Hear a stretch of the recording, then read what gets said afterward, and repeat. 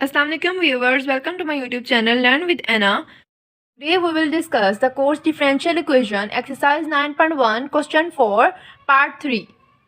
Question number 4 के हमने first 2 question जो हैं वो अपनी प्रीवियस वीडियो में किए थे। आप लोगों को मैं डिस्क्रिप्शन में लिंक भी शेयर कर दूंगी। फर्स्ट पहले वो देख लीजिए, उनका मेथड और इनका मेथड सेम ही है, बस इनमें एक नई चीज़ ये है कि उधर हमारे पास जो इनिशियल वैल्यूज़ थी वो हमारे पास एक ही थी दी हुई थी, ठीक है, और वो हमारे सिंपल y की वैल्यू थी। बट अब हमारे पास क्या है कि हमारे पास जो इनिशियल वैल्यूज़ हैं वो हमारे पास 2 दी गई हैं, y एंड y डैश, ठीक है। अब हमने एक उन्होंने जनरल सोल्यूशन दिया है हमें y का, ठीक है, बट हमने इसको अगेन डिफरेंशिएट करके y डैश इसका फाइंड करना है और फिर उसमें ये वाली वैल्यू को पुट करके हमारे पास आंसर आ जाएगा। तो अब हमने क्या करना है, y में y की वैल्यू को पुट करना है, सिंपल y की, और y डैश हम जो डिफरेंशिएट करेंगे इसका उसमें हम ये y डैश की वैल्यू को पुट करेंगे। तो फर्स्ट ऑफ ऑल हम यहाँ पे जनरल सॉल्यूशन को हम लोग पहले लिख लेते हैं। यहाँ पे हम लोग first of all general solution को लिख लेते हैं, y is equal to a e की power 4x plus b e की पावर माइनस 3x, इसको हमने अपनी इक्वेशन नंबर 1 बोल देना है। और अब हम इसका differentiate with respect to x ले लेंगे।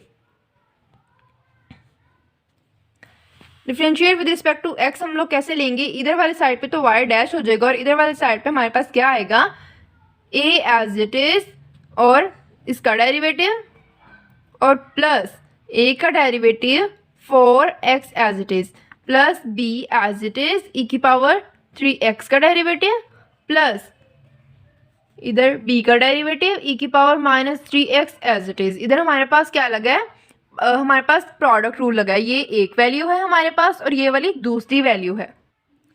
तो अब हम लोग इसका डेरिवेटिव लेके देख लेते हैं क्या आएगा हमारे पास। a तो एज इट इज ही रहेगा, इसका डेरिवेटिव क्या आएगा हमारे पास कि e की power 4x as it is और पावर का डेरिवेटिव 4x है तो हमारे पास उसका डेरिवेटिव क्या आएगा 4, ठीक है, प्लस a का डेरिवेटिव हमारे पास 0 होता है तो ये हमारे पास फुल वैल्यू ही हमारे पास 0 हो जाएगी, प्लस इधर भी सेम चीज़ b एज इट इज ही आएगा हमारे पास और e की power 3x as it is और पावर का डेरिवेटिव हमारे पास क्या होता है माइनस 3 आ जाएगा इधर, ठीक है, और ये हमारे पास प्लस 0 हो जाएगा ना, ये वाली वैल्यू तो खत्म हो गई। और हम लोग इसको अगेन लिख सकते हैं 4a e की पावर 4x प्लस ये माइनस में हो जाएगा plus minus minus 3b e की पावर माइनस 3x, इसको हम लोग अपनी इक्वेशन नंबर 2 बोल देंगे। अब हम लोग क्या करेंगे, अपनी जो हमारे y की वैल्यू है उसको हम y में पुट कर देंगे एंड जो y डैश की वैल्यू हम उसको डिफरेंशिएट में पुट कर देंगे। Now put y is equal to minus 2, ठीक है, हम लोग क्या करेंगे at x is equal to हमारे पास 0 है और y इज इक्वल टू हमारे पास माइनस 2 है। हमने इसको किस में पुट करना है, इन इक्वेशन 1 में। तो 1 में हमारे पास क्या आएगा, इधर हमारे पास इक्वेशन 1 थी, y इज इक्वल टू हमारे पास ये वाली इक्वेशन 1 थी, ठीक है ना, तो हम इसमें वैल्यू पुट करेंगे। इधर वाले साइड पे तो हमारे पास माइनस 2 आ जाएगा और इधर वाले साइड पे हमारे पास a e की पावर 4 पावर में 0 प्लस b e की पावर माइनस 3 की पावर 0। अब देखिए तो हमारे पास इधर माइनस 2 हो जाएगा और इधर हमारे पास a e की पावर ये इससे मल्टीप्लाई होके 0 हो जाएगा प्लस b e की पावर 0। अब e की पावर 0 इज इक्वल टू हमें पता है 1 की होती है तो हम लोग यहाँ पे 1 लिख देंगे प्लस b इंटू 1। यहाँ पे हमारे पास क्या बन गया, हमारे पास बन गया ना a plus b is equal to minus 2, इसको हम लोग अपनी क्वेश्चन नंबर 3 कह सकते हैं। तो अब हम लोगों ने क्या करना है, put y dash is equal to y dash into 0 is equal to 6। अब हमने ये वाली वैल्यू को पुट करना है at x is equal to 0 and y is equal to 6 in equation 2, ठीक है, जो हमने डेरिवेटिव लिया हुआ था उसमें।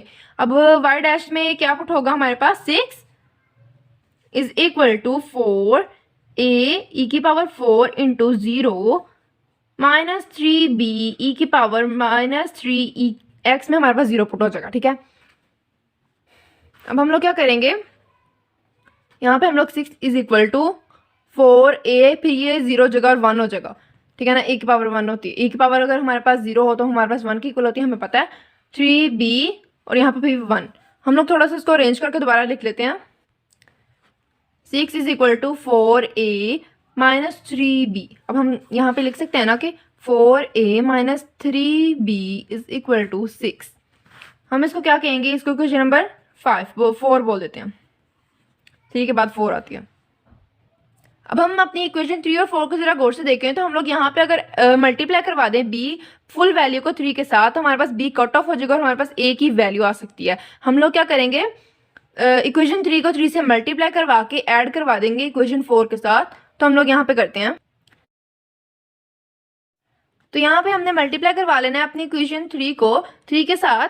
हम लोग क्या करेंगे, 3 into A plus B is equal to 3 into minus 2, ठीक है ना। यही हमारी इक्वेशन नंबर 3 थी। तो हमारे पास इक्वेशन नंबर 3 क्या बन जाएगी, 3a plus 3b is equal to -6। इसको हम लोग इक्वेशन नंबर 5 बोल सकते हैं।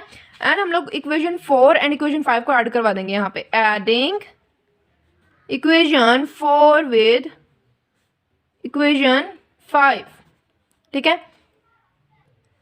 तो हमारे पास इक्वेशन नंबर 4 क्या थी, 4a minus 3b is equal to 6, और हमारे पास इक्वेशन नंबर 5 ये है कि 3a plus 3b is equal to -6। तो ये हमारे पास कट ऑफ हो जाएगा और ये भी हमारे पास कट ऑफ हो जाएगा। तो यहाँ पे हमारे पास क्या आ जाएगा, ऐड होके दोनों 7 हो जाएगा। 7a इज इक्वल टू, ये भी हमारे पास कट ऑफ हो गया तो हमारे पास 0 आएगा। तो यहाँ पे 7 उधर जाके जब डिवाइड होगा तो 0 का 0 ही रहेगा, is equal to a is equal to हमारे पास 0 आ जाएगा। a की हमने वैल्यू निकाल ली। अब हम लोग क्या करेंगे, put a is equal to 0 in equation 3। Equation 3 हमारी यानी थोड़ी सिंपल इक्वेशन थी ना, हम उसमें पुट करके अपनी वैल्यू निकाल सकते हैं। तो हम लोग 0 plus b is equal to -2, हमारे पास b क्या आ जाएगा, b इज इक्वल टू -2। हमारे पास a और b की वैल्यूज निकल आई यहाँ पे। अब हमने जो इक्वेशन नंबर 1 बोला था, जिसको जो हमारे पास जनरल सोल्यूशन था, हम लोग a और b की वैल्यूज को अपनी इक्वेशन नंबर 1 में पुट कर देंगे। हम लोग क्या करेंगे, put values of a and b in equation 1। Equation 1 में जब हम पुट करेंगे हमारे पास क्या आएगा, y is equal to 0 e की पावर 4x प्लस, इधर हम लोग ये -2 पुट कर देंगे b की जगह पे, -2 e की पावर -3x, ये हमारे पास आ गया। अब हम इसको थोड़ा सा सिंप्लीफाई करके लिख लेते हैं। ये हमारे पास 0 हो जाएगा, -2 e की पावर -3x। तो हमारे पास y क्या आएगा, y is equal to -2 e की power -3x is the answer of this question. तो चले जी अब हम लोग अपने क्वेश्चन नंबर 4 की तरफ चलते हैं। चले जी हम लोग अपना भी क्वेश्चन नंबर 4 का 4 पार्ट करने वाले हैं। तो अगर अभी तक आप लोगों ने मेरी वीडियो को लाइक नहीं किया तो जल्दी से मेरी वीडियो को लाइक कर दीजिएगा और चैनल को सब्सक्राइब करना मत भूलिएगा। यहाँ पे भी हम लोगों ने सेम हमारे पास मेथड है। यहाँ पे हम लोग पहले लिख लेते हैं y is equal to, general solution लिख लेते हैं, y is equal to x square plus c divided by x square, ठीक है। हम इसको क्वेश्चन नंबर 1 बोल देंगे। ये हमारे पास मोस्ट सिंपलेस्ट क्वेश्चन है इन क्वेश्चन में से, ठीक है। हम लोग इसमें क्या करेंगे, सिंस हमें पता है कि y into 1 is equal to 2 होता है, जो कि उन्होंने क्वेश्चन में भी ऊपर दिया हुआ है। तो यहाँ पे हम लोग क्या करेंगे, put x is equal to 1 y is equal to 2 in equation 1।